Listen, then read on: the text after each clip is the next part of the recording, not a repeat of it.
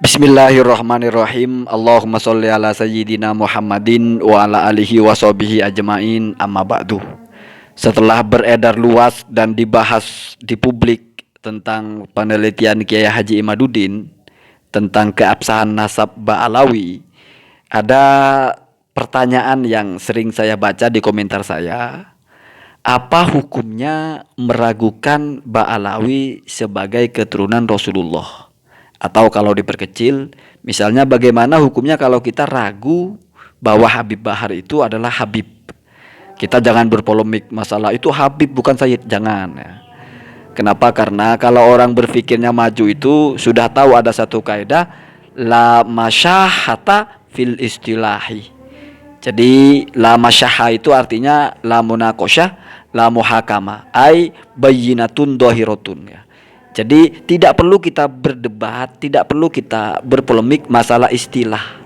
Perbedaan-perbedaan istilah itu ya maksudnya sudah jelas apa yang diinginkan, cuman beda nyebutnya. Jadi nggak perlu kita perpanjang ya. Kamu sebut Sayyid silakan, sebut Syarif silakan, sebut Habib silakan. Toh maksudnya sama. Ya orang itu juga kan begitu gitu.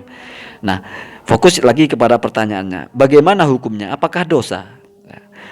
Lalu mungkin sering orang berpikir ini dianggap sebagai sikap kurang ajar kepada keturunan Rasulullah. Nah, cara memandang seperti itu, nanti saya bacakan kitabnya ya. Ini pengantarnya dulu. Cara memandang seperti itu jelas tidak masuk akal. Karena orang disebut kurang ajar kepada keturunan Rasulullah apabila satu, sudah pasti tidak ada alasan untuk meragukan, bahkan sudah disepakati semua orang bahwa itu keturunan Rasulullah. Lalu kita ragu, itu kurang ajar namanya. Yang kedua, orang itu sebetulnya sudah yakin bahwa itu keturunan Rasul, tetapi dia pura-pura meragukan atau menarasikan keraguan. Berarti sudah tahu bahwa itu keturunan Rasul. Nah, itu baru ini kurang ajar. Nah, kalau kita memang belum tahu atau belum yakin, lalu kita meragukan, mempertanyakan, mencari tahu. Nah, kurang ajarnya di mana? Toh objek kita itu belum kita pastikan bahwa itu adalah keturunan Rasul. Bagaimana kita bisa dianggap menyikapi sesuatu yang kita sendiri belum memastikan itu adalah Nabi, keturunan Nabi, lalu kita dianggap bersikap kepada keturunan Nabi, ya kan aneh. Nah, yang kamu makan itu kamu tidak yakin itu daging kambing atau daging babi, tiba-tiba kamu dihukumi makan daging babi, kan tidak bisa begitu ya. Tidak bisa begitu. Jadi harus paham kamu ya. Beda misalnya kita meragukan wajibnya sholat, itu namanya meragukan sesuatu yang maklum minaddin, mujma' alaih, sesuatu yang semua orang wajib tahu, semua orang sudah pasti tahu sholat 5 waktu itu wajib. Kalau tiba-tiba kamu ragu, kamu keluar dari Islam. Itulah keraguan yang konsekuensinya kamu berdosa bahkan murtad. Kamu ragu kalau puasa Ramadan itu wajib, kamu ragu kalau Tuhan itu satu. Nah, itu namanya kamu meragukan sesuatu yang sudah tidak boleh ada keraguan di situ, sudah mujma' alaihi, sudah maklum minaddin bid-daruri. Ya, itu ya. Kalau status orang sebagai habib atau tidak, ya itu kan tidak pernah dijelaskan oleh Al-Qur'an orang ini habib atau bukan, tidak pernah dijelaskan oleh hadis juga ini habib atau bukan. Tetapi dijelaskan oleh ulama ahli nasab, dan itu berbeda-beda.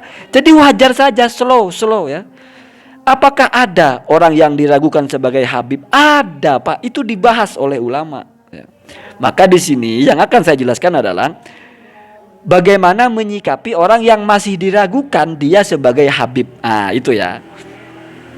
Jadi kalau ada orang yang status kehabibannya itu masih diragukan ya. Ya berarti berbeda dengan misalnya status kehabiban Sayyidina Hasan, Sayyidina Husain, Sayyid lah. Kamu kok geli kalau nyebut Habib ya, Sayyid. Atau bagaimana status kesayyidan Ja'far Shadiq, kesayyidan Ali Zainal Abidin sampai Ali Al-Uraidi, itu kan sudah mujma' alaih, tidak ada yang mengingkari satupun ya. Itu sudah disepakati semua orang. Kamu aneh kalau masih curiga, jangan-jangan Sayyidina Hasan bukan keturunan Rasul, bukan putri Sayyidi Fatimah. Itu sudah aneh ya. Ini enggak, ini yang bawah-bawah ya. Nah, saya bacakan satu ibarah. Ini ada di kitabnya, sumber utamanya itu Al-Fatawa Al-Hadisiyah Ibnu Hajar Al-Haythami ya. Lalu kemudian saya ambil tulisan yang lebih terang itu, ya ini ada di halaman 166 ya. Satu jilid ya. Itu kitab sebelahnya itu percetakannya di bawah. Lalu saya ambil yang lebih terang tulisannya, di mana kebetulan kitab ini juga dinukil ya oleh An-Nabhan dalam kitabnya Asyaraful Mu'abbad li Ali Muhammad. Nah, jadi ini tulisannya sama, makanya ada bahasa paling bawah itu intaha. Berarti ini sedang menukil ya.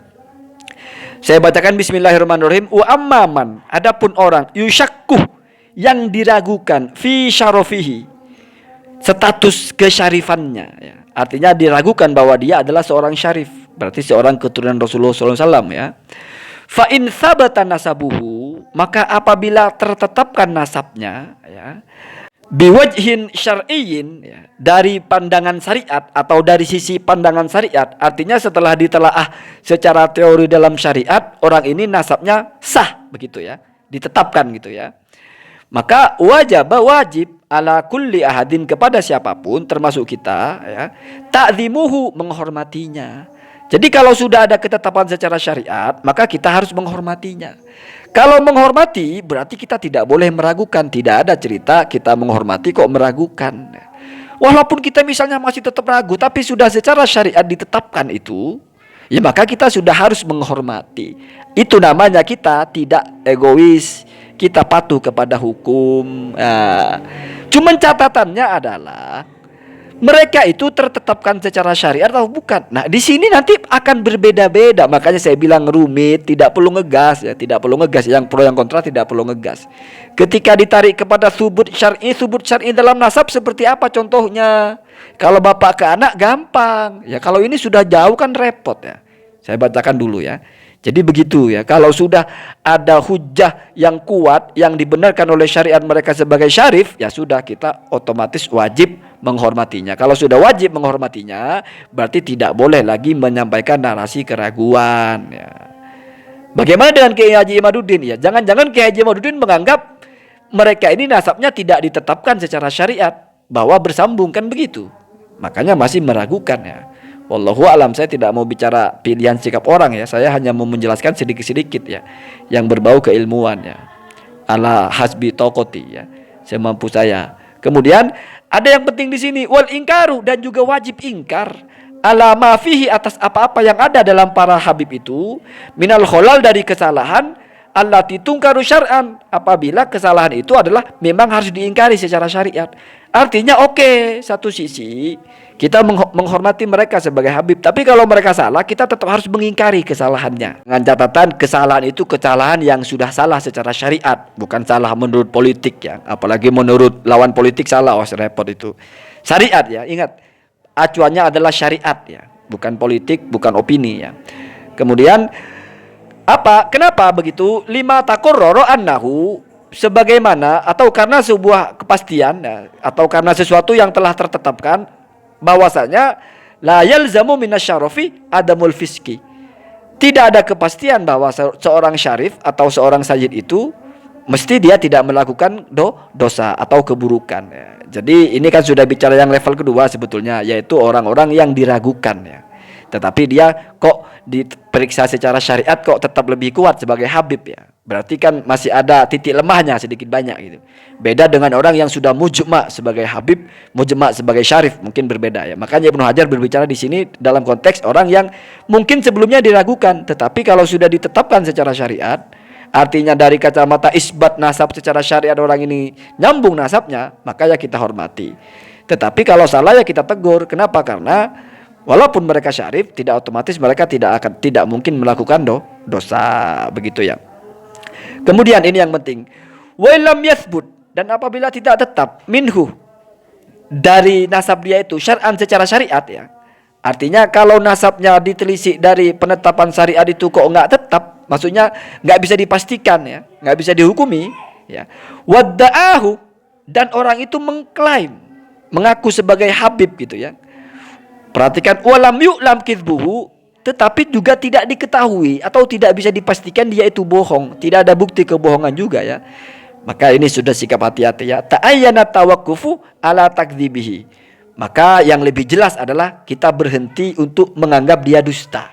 Jadi tidak perlu kita ingkari. Selama tidak ada bukti kedustaannya, maka tidak perlu diingkari. Walaupun tidak bisa ditetapkan secara syariat. Nah, itu sikapnya Ibnu Hajar, fatwanya Ibnu Hajar ya. Jadi ditelaah secara syariat kok belum bisa dipastikan nasab ini bersambung, tetapi orang ini mengaku. Tetapi sejauh ini pengakuannya kok tidak bisa dibantah. Artinya tidak ada bukti dalil yang menyatakan pengakuan itu bohong, maka ya sudah, jangan dianggap dia berdusta atau wakuf antakdibihi.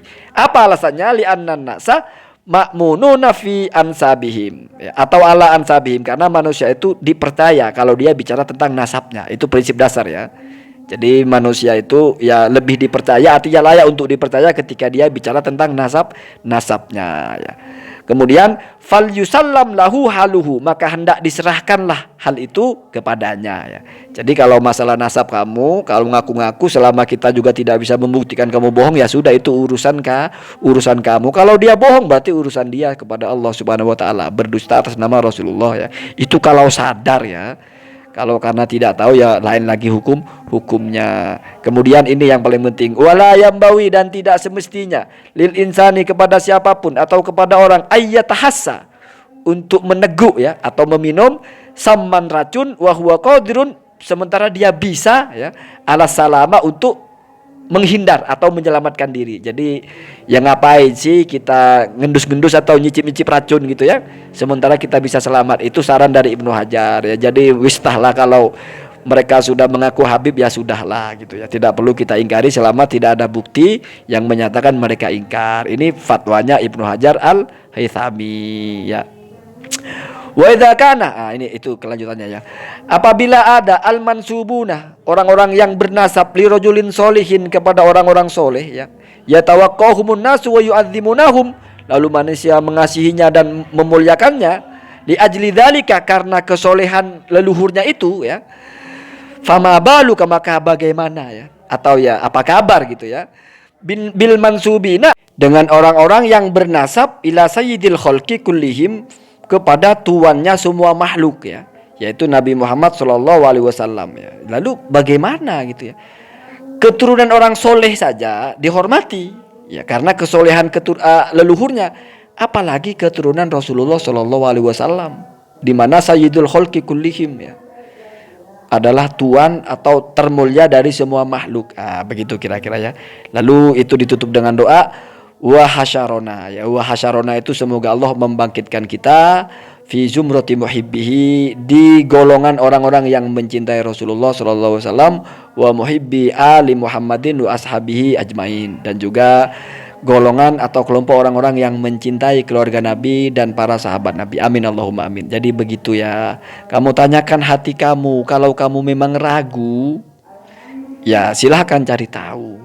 Tetapi kalau kamu mau selamat, ya sudah, tidak perlu ragu. Karena Ba'alawi itu, misalnya kamu anggap tidak bisa ditetapkan secara syariat, tetapi juga kamu harus bisa memastikan mereka berbohong kalau kamu mau benar untuk meragukan. Kalau ternyata kamu tidak bisa memastikan mereka sebagai pembohong dalam pengakuannya itu, artinya tidak ada bukti kedustaannya, maka kamu harus berhenti mendustakan mereka. Jangan mendekati racun selama kamu bisa menghindarkan diri. Begitu ya, semoga kita jadi orang-orang yang selamat. Amin Allahumma amin. Allahumma hadina hada sabil.